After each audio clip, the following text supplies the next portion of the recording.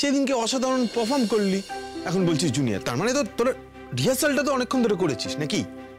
না রে, রিহার্সাল করিনি, ওটা তো আমি বেসিক্যালি স্টপ গ্যাপ হয়ে গিয়েছিলাম, তাই জন্যই রিহার্সাল করার টাইম পাইনি। তাহলে তো বলতে হয় তোদের আন্ডারস্ট্যান্ডিংটা অসাধারণ, নাহলে ওরকম ভাবে উতরে যায় ব্যাপারটা। ওটা কঙ্কাবতীর ক্রেডিট, খুব ভালো নাচে তো, তাই আমার ভুলগুলো সব সামলে নিয়েছে। আচ্ছা যাকগে, প্রোগ্রামের গুলিমার, তুই এখন আমাকে গাইড কর। গাইড করব? কি ব্যাপারে? কি ব্যাপারে মানে? কঙ্কার ব্যাপারে। আচ্ছা, তোর এটা কেন মনে হচ্ছে বলতো যে আমি তোকে গাইড করতে পারবো এই ব্যাপারে?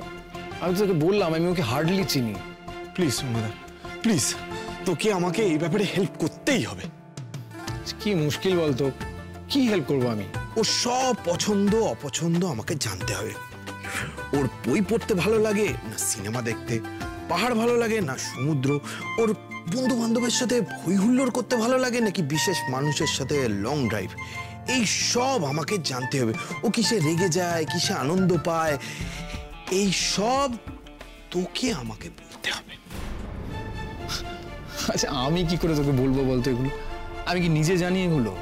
আমি তো জানি না। তুই একটা কাজ কর, তুই ওর কোনো বন্ধুকে ধর না, দোয়েল আর সায়নী, ওদেরকে ধর। ওরা তো ওর ক্লাসমেট, ওরা অনেক বেশি ক্লোজ ওর কাছে, ওরা কিন্তু বলতে পারবে এগুলো। ওয়ান্ডারফুল, এই জন্যই তো আমি তোকে এতটা ভালোবাসি। ওর বন্ধুদেরকে ধরলেই ওর ব্যাপারে সবটা জানা যাবে। বাই দ্য ওয়ে, তুই ওর বন্ধুদের নাম জানলি কি করে? আরে ওরা আমাকে গান গাওয়ার রিকোয়েস্ট করতে বাড়িতে এলো না, তখন তো সকলে মিলে কথা বলছিল, তখনই ওদের নামগুলো শুনেছিলাম। আচ্ছা ঠিক আছে ঠিক আছে, কি করে নামটা জেনেছিস সেটা ইম্পর্টেন্ট না, নামগুলো ইম্পর্টেন্ট। কি নামগুলো? কি? দোয়েল আর সায়নী। দোয়েল আর সায়নী। দোয়েল আর সায়নীর ফোন নাম্বার? সেটা আমি কি করে জানবো বলতো? সেটা আমি কি করে জানবো মানে? তোকে তো ভাই একটুখানি জোগাড় করে দিতে হবে। আমি কি করে এটা তোকে? আচ্ছা শোন না, আমি এদিকে একটা কাণ্ড করেছি। কি করেছিস? ওই কঙ্কার তো এক্সাম, তো ওকে ওই এক্সাম হলে ড্রপ করে দেওয়ার পারমিশন নিয়েছি, ওর বাবাও পারমিশন দিয়ে দিয়েছে। কেন? কেন মানে কি, পরীক্ষার সময় তো আমি ওকে ডিস্টার্ব করছি না, কথা বলবো না ফোনে, দেখাও করবো না, ওই গাড়িতে যেটুকুনি সময় যাব সেইটুকুনি সময়, সেই জন্যই তো। এই কেন বলতো? বাই দ্য ওয়ে, এটা কি বাই এনি চান্স ব্যাকফায়ার করতে পারে? আরে বাবা, মেয়েটাকে পরীক্ষাটা তো ঠিক করে দিতে দে, এখন তো ওর ঠান্ডা মাথায় থাকাটা সব থেকে বেশি দরকার। আরে না না, আমি ওকে কোনোভাবেই ডিস্টার্ব করবো না, তুই বিশ্বাস কর। আমি ওকে ক্যাব ড্রাইভারের মতো জাস্ট তুলবো আর নামাবো, আই প্রমিস। ব্যাস ব্যাস? তোর মনে হয় এতে ওর কোনো ডিস্ট্রাকশন হবে না? কেন ডিস্ট্রাকশন এতে আবার কেন হবে?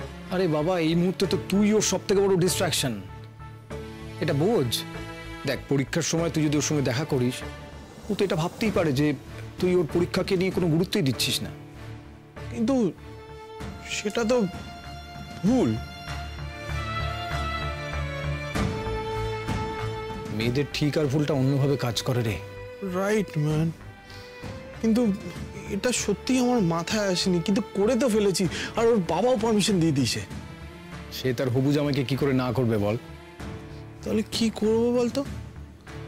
তাহলে আমার কি করা উচিত? তুই যা বলবি আমি তাই করব। আমার মতে আপাতত তোর এই আইডিয়াটা ড্রপ করা উচিত। আর ওকে যদি দেখতে ইচ্ছে করে?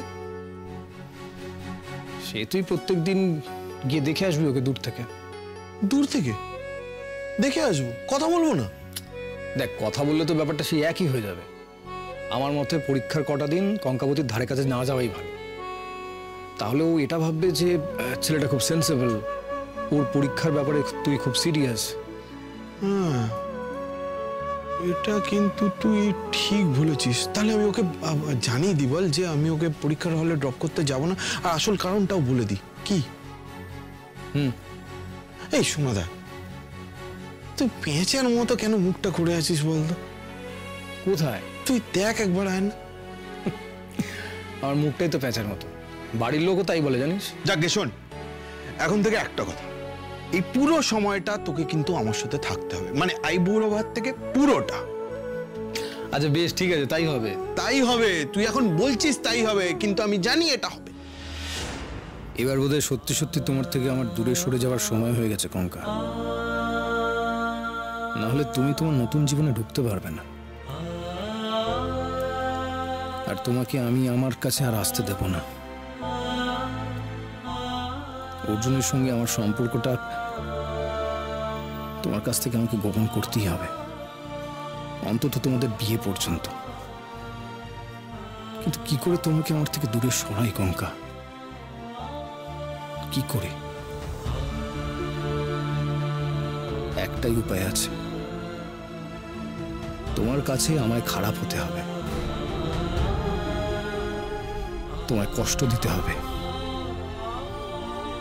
কষ্ট দিতে হবে কঙ্কা।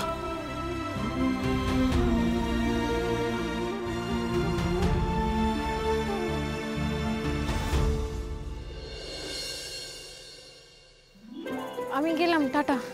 ভালো করে পরীক্ষা দিস, all the best. Thank you বাবা। তোমাদের যে গেট অব্দি আসার কি প্রয়োজন ছিল আমি বুঝতে পারছি না। পার্কিং থেকে আমি এই অব্দি আসতে হারিয়ে যেতাম। ঠিক আছে ঠিক আছে, মাথা গরম করিস না। স্কুল কলেজের সব পরীক্ষায় তোকে আমি কিন্তু গেট পর্যন্ত পৌঁছে দিয়ে গিয়েছি, তাই আজও দিলাম। শোন, মাথা ঠান্ডা করে পরীক্ষা দিবি, প্রশ্নপত্র পড়ে ভালো করে উত্তর দিবি, হড়বড় করে লিখতে শুরু করে দিস না। ঠিক আছে বাবা, এবার আমি যাই, আমার দেরি হয়ে যাচ্ছে। টাটা, টাটা, সাবধানে যাও। টাটা। Tata tata.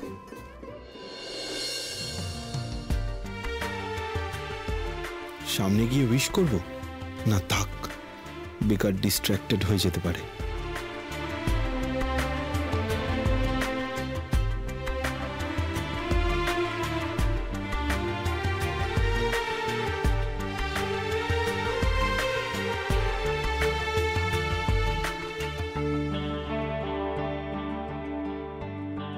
ও জেঠু, দেখো ওটা ওটা অর্জুন দা না?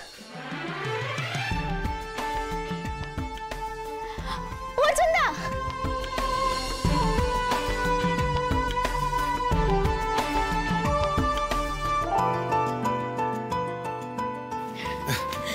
অর্জুন দা, হাই। তুমি এখানে দাঁড়িয়ে কি করছিলে?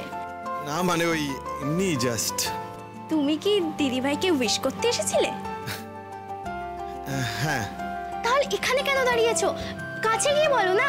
না থাক, এখন আর ওকে ডিস্টার্ব করে লাভ নেই।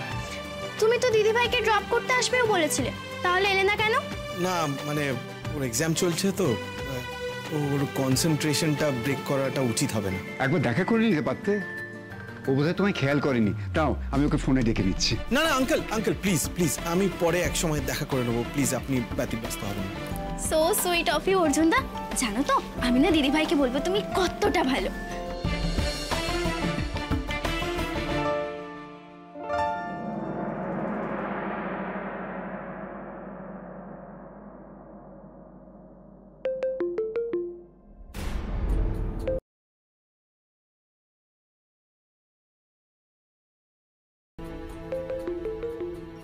সর্বনাশ, কঙ্কার পরীক্ষা।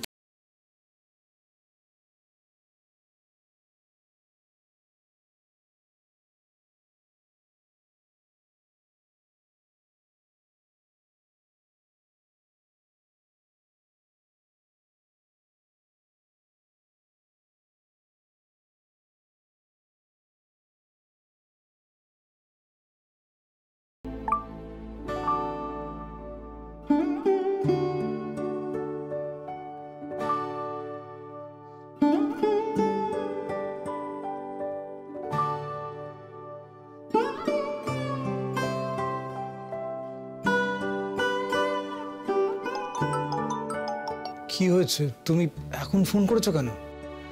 কোথায় তুমি? আমি আমি বাড়িতে। কি হয়েছে? বাড়িতে? সিরিয়াসলি? কেন, কি হয়েছেটা কি সেটা তো বলো। তোমার কি হয়েছে সেটা বলো। তুই গত এক সপ্তাহ ধরে আমাকে ইগনোর করে চলেছো। তুমি জানো আজকে আমার পরীক্ষা, তুমি একবার এসে বিশপ পর্যন্ত করলে না আমাকে। কঙ্কা রিল্যাক্স, আর কিছুক্ষণের মধ্যেই তোমার পরীক্ষা শুরু হবে। তুমি এখন সেটা নিয়ে কনসেন্ট্রেট করো প্লিজ, আমাকে নিয়ে ভেবো না এখন। আমার পরীক্ষা নিয়ে যদি তোমার একটুও কনসার্ন থাকে তাহলে তুমি আজকে আমাকে কলেজে এসে উইশ করতে অ্যাটলিস্ট। আসলে আমি কলকাতায় নেই, থাকলে আমি যেতাম। মিথ্যে কথা বলছো তুমি। কেন, আমি মিথ্যে কথা কেন বলবো? আমি সত্যি কথাই বলছি। এই তো এক্ষুনি বললে তুমি বাড়িতে আছো। দেখো এখন এগুলো নিয়ে ভাবার সময় নয়, তুমি তোমার পরীক্ষাটা নিয়ে ভাবো।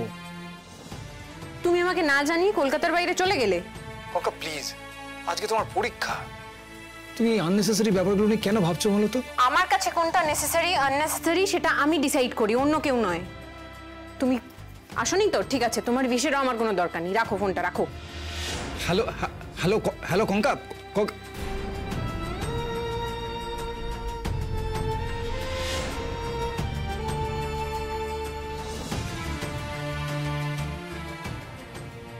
অল দ্য বেস্ট কঙ্কা,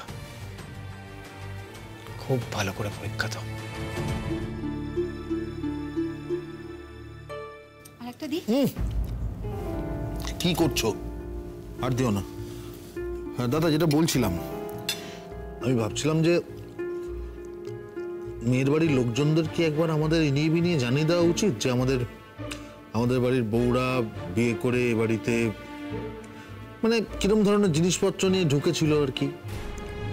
কারণ ওদের যা দেখলাম, আমি কিন্তু ওদের পরিবারকে খুব একটা ভরসা করতে পারছি না। মানে শেষ পর্যন্ত আমাদের মান সম্মান সব না যায় আর কি, মানে লোকজনের সামনে বেইজ্জত না হতে হয়। একদম তুই কথাটা ঠিক বলেছিস। যদি আমরা কিছু না বলি তাহলে হয়তো ওই এক কাপড়ের শাখা সেতু পরিয়ে বাড়ি থেকে বিদায় করে দেবে। একদম। দেখি তাহলে ওর যে কাকা আছে না, বিরাট লয়ার, তাকেই না হয় বলবো। এই না না, একদম না। যে লোক এই দামড়া বয়সে এসে বলে সে লয়ার, তার কানে কথাটা তুলে কোনো লাভ হবে না। কথাটা তুললে ওর ওই বাবার কানে কথাটা তুলতে হবে, নাহলে কিন্তু আমাদের নাক কান কাটা যেতে পারে। আমি একটা ব্যাপার যদি বুঝতে পারলাম না যে আমাদের চাহিদাটা কি, সেটা তো ওরা একবারও জানতে চাইলো না। মানে একেবারে নির্লজ্জ মনে হচ্ছে আমার। আমরা ওরা জানতে চাইলে কি আমরা বলতাম যে আমাদের অনেক কিছু চাহিদা আছে, কিন্তু তা না হলেও আমাদের একটা মিনিমাম এক্সপেকটেশন আছে, আর সেটা ওরা মিট করতে পারবে কিনা সেটাও তো আমাদের জেনে নেওয়া উচিত। কিন্তু এ ব্যাপারে তো কোনো উচ্চবাচ্যই করলো না।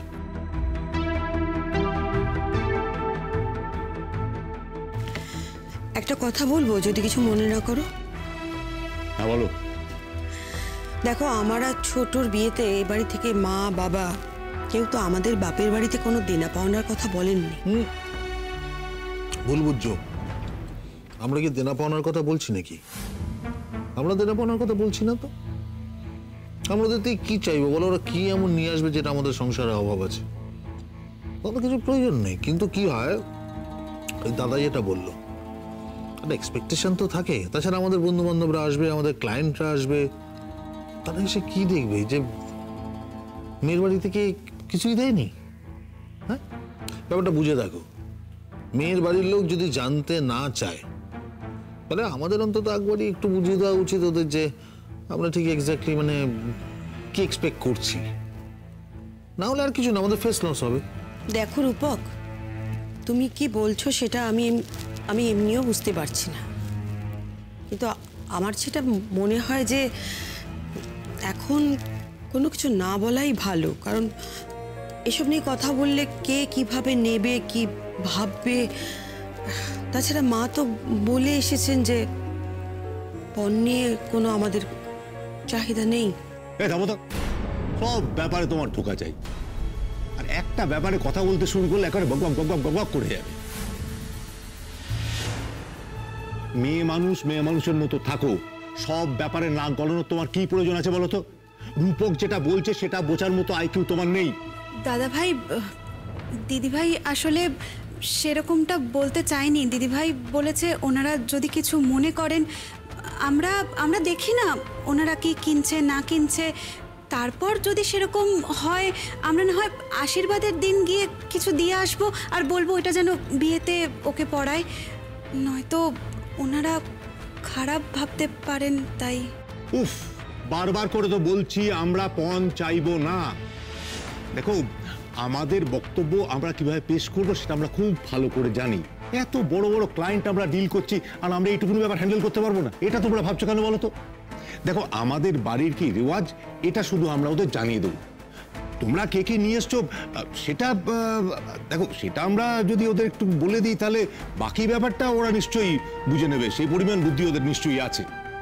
আর দেখো, একটা ব্যাপার তোমাদের বলি, সুপ্রিম কোর্টে প্র্যাকটিস করা সব বন্ধুরা ওদিনকে আসবে, তাদের স্ট্যাটাসটা কি সেটা বুঝতে পারছো তো? তাদের সামনে যদি আমার ছেলে ওই পেকলু ফ্যামিলি দেখাতে হয়, সেটা কিন্তু আমি কিছুতেই পারবো না। অ্যাটলিস্ট একটা দামি গাড়িও যদি বাড়ির সামনে দাঁড়িয়ে থাকে তাহলে অন্তত হয়।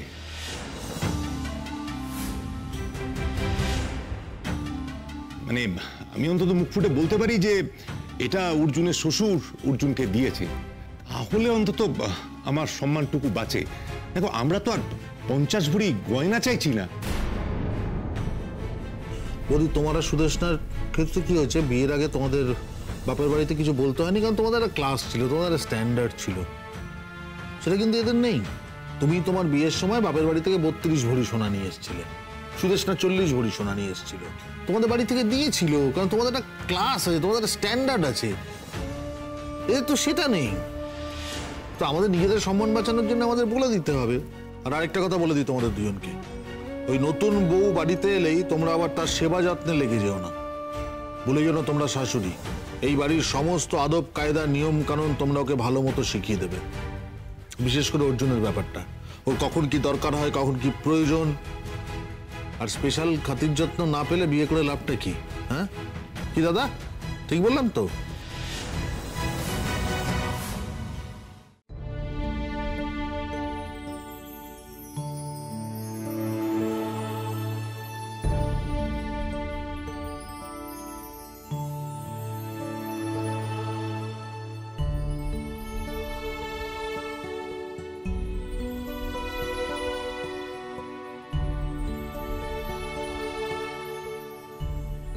সমু,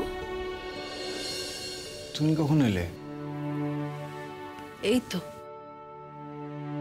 কি হয়েছে? এরকম ঘরের মধ্যে একা একা বসে আছিস? বেরোবি না? কাজ নেই? আছে, বেরোবো। কি হয়েছে? মন খারাপ? তাহলে কিছু না। কিছু না বললে তো আমি শুনছি না। আমাকে অত বোকা পাওনি, আমি সব বুঝতে পারি। তাই? তাই। কি করে বুঝতে পারো মা? মায়েরা সব বোঝে। কি করে বোঝে? ম্যাজিক। এই যে তুই কদিন ধরে গুনগুন করে গানই গাইছিস না? ও, গুনগুন করে গান না গাওয়াটা তার মানে মন খারাপের লক্ষণ? অবশ্যই। আর গানটা একেবারে ছেড়ে দেওয়াটা, সেটা কিসের লক্ষণ মা?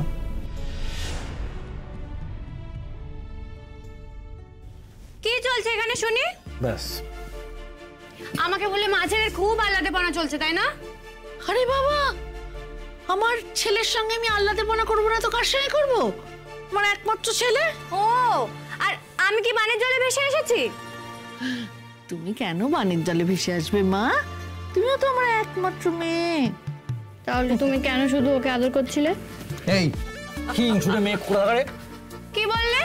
হিংসুটে? আমি হিংসুটে? হ্যাঁ, তা না তো কে? তুমি হিংসুটে? তুই রূপ কথা হিংসুটে না, সমুদ্রলা হিংসুটে। তবে রে আচ্ছা আচ্ছা, ওরে বাবা, আমি কোথায় হিংসুটে? কি শুরু করলি? আমি বলি হ্যাঁ। তোরা দুজনেই হিংসুটে। কি হলো? হে মা, কি হয়েছে? গ্যাসে দুধ বসিয়ে এসেছি। এ বাবা, ভুলে গেছি, দাঁড়াও। এই দেখো, খেপি একটা। একেবারে তাই। মেয়েটাকে নিয়ে আজকাল বড্ড চিন্তা হয়, ভয় করে। কিসের চিন্তা? বড় হচ্ছে, বিয়ে তো দিতে হবে একটা।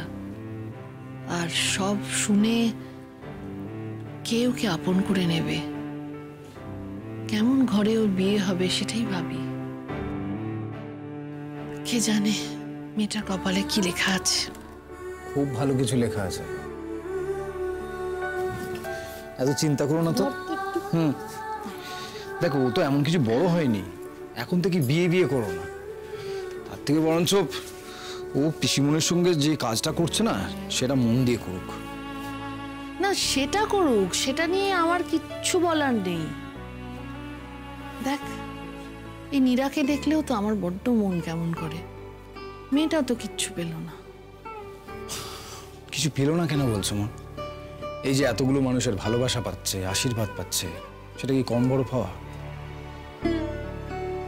সেটা অবশ্য ঠিক। নীরাকে সবাই কত ভালোবাসে, ও যে মানুষের জন্য কত কিছু করে। মেয়েটা যে বড্ড ভালো, কিন্তু নিজের সংসার পাওয়াটা তো একটা আলাদা সুখ, তাই না? সেটা তো ও পেল না। এই, তুই কি বেরোচ্ছিস? হ্যাঁ, একটা ছোট কাজ আছে, কাজটা সেরে আসি। এলাম। দুগ্গা দুগ্গা। ওফ, দাঁড়া, আবার কি হলো? ঘড়িটা ভুলে গেছি। এই শোনো, ওই মেয়েটার কি খবর রে? কোন মেয়েটা? আরে ওই যে যে আমাদের বাড়িতে এসেছিল, তোর বাবা তোর গানের সঙ্গে নেচেছিল, কমলিকা। তোমার কি মনে হয় বলো তো, তোমার ছেলে ইউনিভার্সিটিতে যায় মেয়েদের খবর নিতে? আমি কি সব মেয়েদের কথা বলেছি নাকি? আমি তো কেবল ওই মেয়েটার কথাই জিজ্ঞেস করেছি। মেয়েটাকে আমার খুব ভালো লেগেছিল। বল না, নামটা কি? কঙ্কা, কঙ্কাবতী। হ্যাঁ, কঙ্কাবতী নামটা কিন্তু ভারী সুন্দর।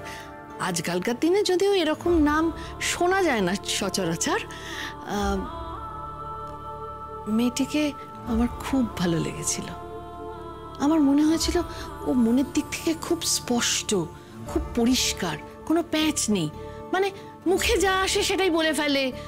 মানে রেগে গেলে রেগে যায়, কান্না পেলে কান্না লুকোয় না, হাসি পেলে খুব জোরে হাসে, এরকম আর কি।